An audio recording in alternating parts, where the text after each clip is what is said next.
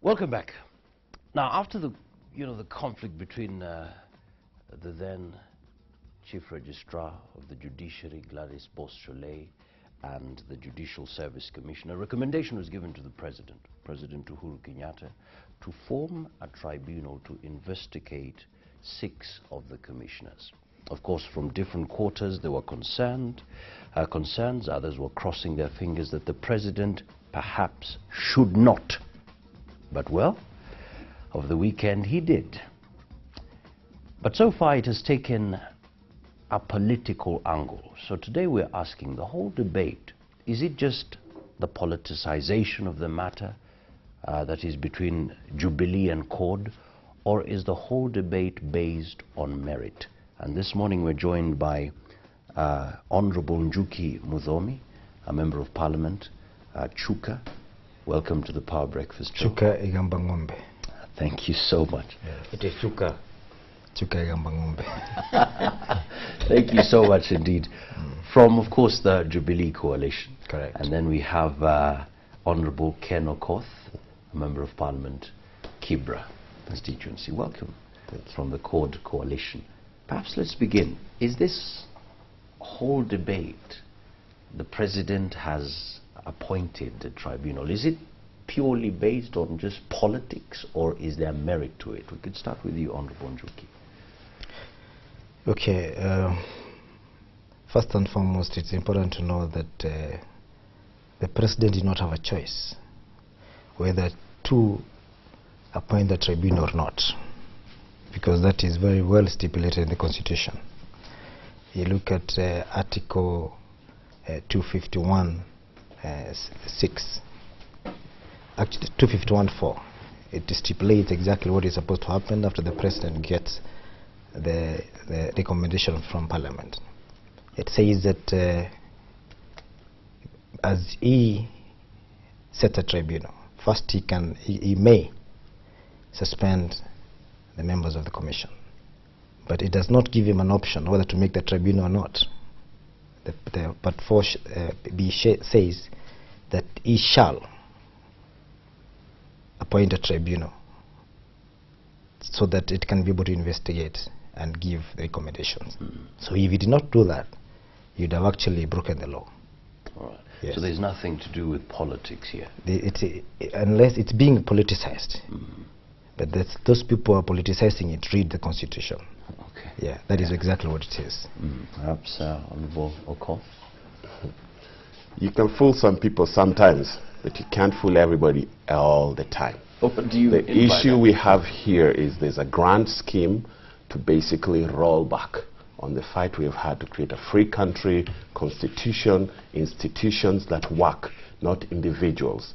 And if we go back to a way of operating where the country was not free, institutions were weak, and all the power was vested in one person and one place at State House or Harambee House, we are in danger.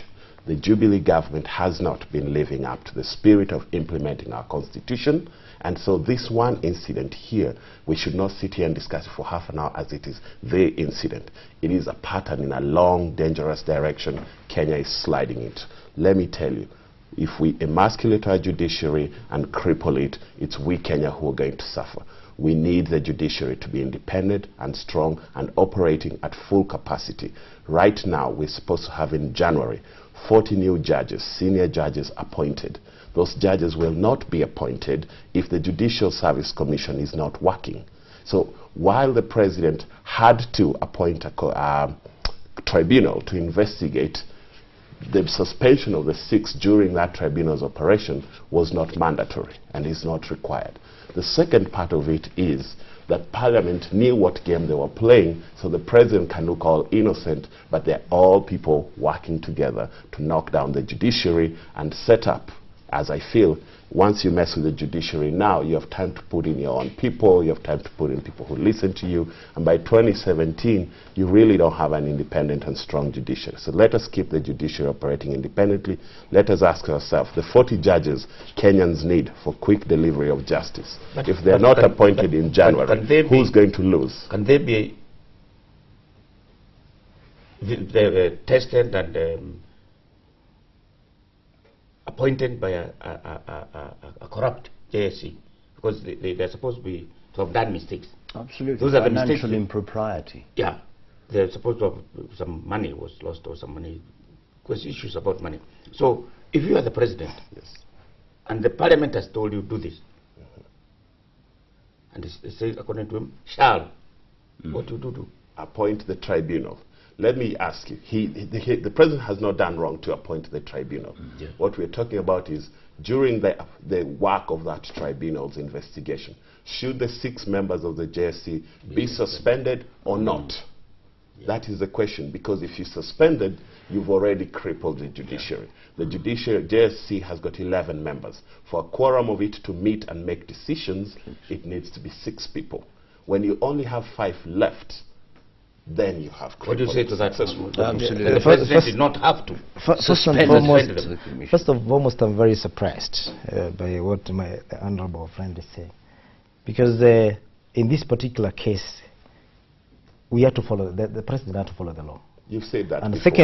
secondly, it is very important to note that there is a time frame that is given, that within 30 days. That is still stipulated in Article 251. Yeah. Within 30 days after the president has been given the recommendation, he must give the way forward by either recommending for those commissioners to be fired and appointing ones within 30 days.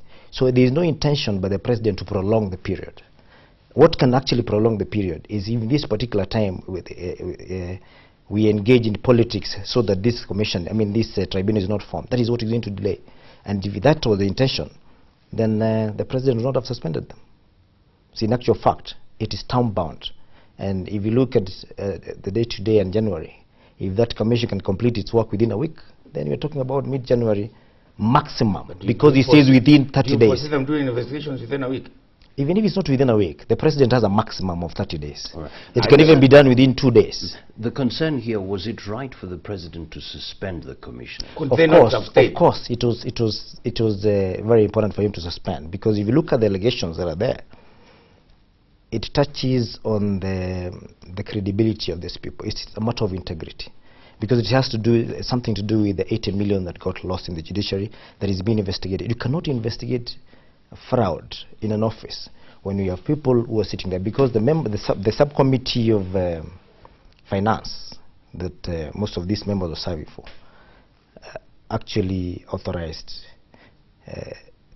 They actually got involved in Allegedly. Yes, allegedly, actually, in matters of interpretation of funds, and also there is the 8 million fraud that is being investigated. You can't do that when they're office. Definitely. And if it was something lighter that you can actually do when they're there, then they would have stayed. So the president is within the law and the right framework of work for him to have done what he did. So that basically the argument Honorable Okoth is bringing on the table is that now there won't be business conducted because there is no quorum. Yes, I agree. Although the business can be conducted by the subcommittees, because the quorum for the subcommittee is 3 members. Then the quorum for the whole commission is 6 members. But under the circumstances, if you look at the opportunity cost that you would have been lost to have members who were actually implicated serving, it would rather wait for those few days for us to get the right people, because it's a very sensitive issue and it actually touches on all the Kenyans. And secondly, before we move out of that, it is important to note that there is a difference between the Judicial Service Commission and the judiciary. The Judicial Service Commission, even though it is formed under Article 171 of the Constitution, its mandate and how it operates, the modus operandi, is stipulated in Article 251, which actually set out how all the other commissions can be formed. And we have 11 commissions. The Parliamentary Service Commission, the Public Service Commission, Teacher Service Commission, the National Police Commission, including Independent Electoral and Boundaries Commission. All these commissions normally operate under the same modus operandi. And therefore, there's nothing special about Judicial Service Commission in this particular case. Let the public not be fooled into thinking that the Judicial Service Commission is judiciary. Judiciary is totally independent. And that one is just a commission. Actually, the only difference between Judicial Service Commission and the National Police Commission is just the N and the S at the beginning. They are commissions. You can respond. Yes. That's cute, but doesn't help us much. What we really want to ask ourselves here is, we needed 40 judges appointed in January. When you tell us the Judicial Service Commission is just a J, it's not important. Well, Kenyans who need their cases adjudicated and resolved, that have been waiting, people who have relatives sitting in remand and waiting in appeal after cases have been taken through the first trial, are waiting to have 40 more judges for a judiciary to deliver swift justice. We're not getting it under the Jubilee government. The Jubilee government is failing Kenyans. We've seen the same pattern of attacking institutions and crippling them happening elsewhere. But let me just finish with the Judicial Service Commission for a moment. Justice Aaron Ringera surely will not deliver what is needed with this tribunal. We know his track record at the Anti-Corruption Commission. He worked there the whole time, and not a single fly was taken to court on a credible case. Yet Kenya is a country of corruption. Suddenly he's going to deliver on the 80 million investigation within the Judicial Service Commission? I don't think so. So try to fool other people, but we're wide open and with our eyes wide open, and we're watching you, Jubilee. Please, you have a mandate, lead this country in the right direction. The president may have done what is legal, but is it the wise thing or the right thing? How he composed this. Look at Janet Shamara, one of the 4 tribunal members there, who has clearly been on record saying the judiciary is, and the JSC don't know what they're supposed to be doing. Now she's the one, as an individual with much power, to go in there and adjudicate. Yet they did not give. Even Parliament, the Parliamentary Committee, rushed very quickly to get involved in the judicial issues. We have an oversight role to oversight and supervise and make sure the rights of Kenya are taken up. But we don't have a right to micromanage other branches of government. Parliament rushing in at this stage was premature, because the same 80 million thing that Jubilee is interested in was already being addressed and being investigated internally. There was no rush for us to wait and find out what were the results and then supervise. Are those the results and satisfactory internal investigations or not? So if we keep jumping and preempting where we don't even have the full technical capacity and skills as Parliament to do so, we're making mistakes. And this is all part of the same government employ. So Parliament does the dirty job, and the President says, I'm just following the Constitution. The media is being pushed down. Nobody's talking about it. The right of the opposition to fully express themselves and opposition leaders to act in this country is being pushed down. Nobody's talking about it. There'll come a time when they'll come finally for your individual freedoms, and there'll be no one to speak for you. Gado had this very clearly depicted last week. So Kenyans, let's be careful. We want a country of strong institutions, and the President, just lead us forward. Don't take back our rights. Don't cripple our institutions. Now, just before we move on to the issue of the composition of the tribunal, you're talking about strong institutions. Yeah. And you're talking about, was it a wise decision for the President to suspend the commissioners? The question is, would you rather have people whose integrity and credibility is already tainted to lead an institution? If you ask that question, you can ask me from the executive who's leading it, to the Parliament, who are the members in there, to everywhere else. So if you're looking for saints to lead in Kenya, we don't have them.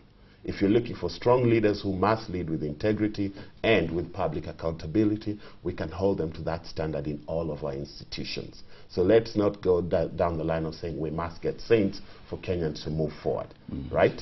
So that's all I'm saying, that within the judiciary, they did not, the Parliament jumped in beyond its mandate at the wrong time. If they thought they were doing the right thing, but it's not the wise thing, and the timing of it mattered. Let the judiciary finish its own internal investigation, because this is also becoming a political intrigue, infighting within Jubilee. When Gladys Sholay, as chief registrar, was being kicked out, we saw how quickly they jumped in. You know, when members of different ethnic communities running NSSF or other important institutions in this country are moved out, no parliamentary commission jumps to their defense. But if it's people from 2 communities, suddenly parliamentary committees are very active, and the chairs of those committees, Jubilee members, from URP or TNA side find ways to use and try to shield their people. Unfortunately, it seems Gladys Sholay touched untouchables and she had to go. I don't know what this backlash is all about. What would you say that I suppose Gladys Sholay was not touched? Would this matter have been come to open? Honestly, I don't even want to go to the matters of Gladys Sholay. Why not? Because my friend here, it's not the origin. It's not the origin.